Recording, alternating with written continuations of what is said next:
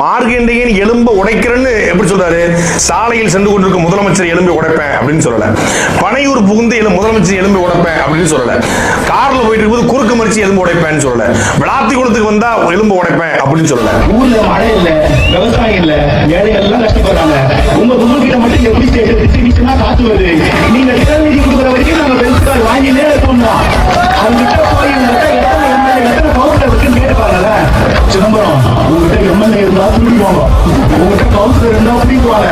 திறநிதியை மட்டும் உங்ககிட்ட இருந்து எவனுமே திருட முடியாதுன்னு ஒரு திருச்சி கும்பலுக்கு சூப்பர் அமைச்சு எதெல்லாம் காசு கொடுக்குறாங்க அவனுக்காக மேல போட்டு கூடுறாங்க. நான் சொல்ற கும்பலுக்கு கேட்க எங்க அண்ணன் முதல்வத்தி ஜோதியை பத்தி இந்த அனாதை ஒண்ணும் பண்ண மாட்டோம். சட்டம் கடமையை செய்யும். 234 தொகுதியிலையும் 16 வருஷமா தொடர்ந்து நின்று ஒரு தொகுதியில கூட டெபாசிட் வாங்க முடியாம இருக்கிறதுக்கு ஒரு ரெக்கார்டு